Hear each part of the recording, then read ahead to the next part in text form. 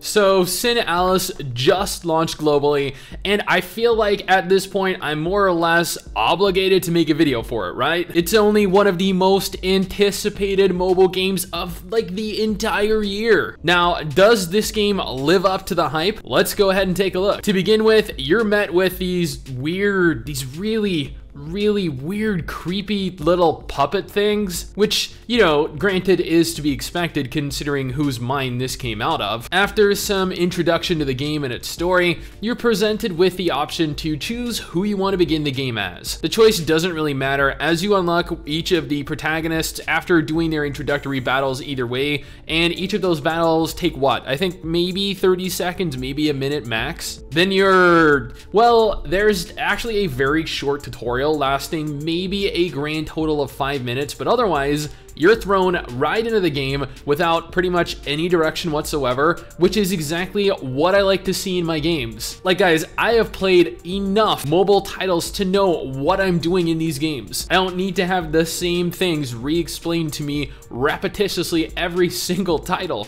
Seriously, this is 2020. We've played so many mobile games by this point. We know how they all function. SINoALICE is a very interesting RPG. While yes, the game is a chapter-based RPG, it is done very differently to what I'm used to. See, traditionally, you have a chapter revolving around a certain zone, then after clearing the chapter at its subsequent missions, you move on to the next chapter and then the next zone. In SINoALICE, each character has their own selection of chapters, each with their own stories and characters associated with them, including the areas that they're located and played in. If I'm correct here, they even have converging points as you move through them. But since the game just launched, I don't know, like a day ago, I think it launched sometime yesterday, I haven't really gotten as far as I would have liked through the game yet. Combat is interesting. You have a selection of cards that take the form of weapons, each which are capable of upgrading outside of battle. Each character has their own selection of weapons they can equip, so you need to make certain that you're upgrading a wide variety of weapon types, lest you end up with some extremely underpowered heroes. There's a lot to upgrade at that.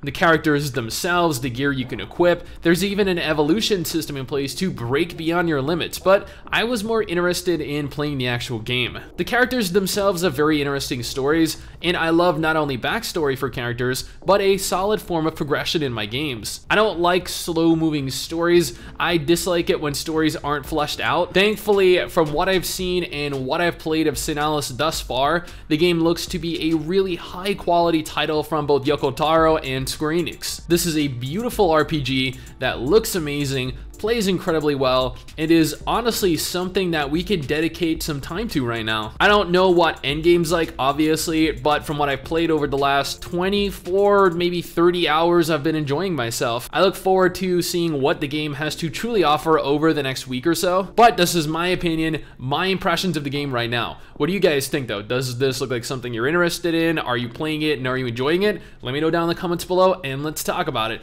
Anyway guys, that is it for me. Thanks for watching. Hopefully you enjoyed the video. Don't forget to subscribe for more content like this, and I'll see you all next time. Peace.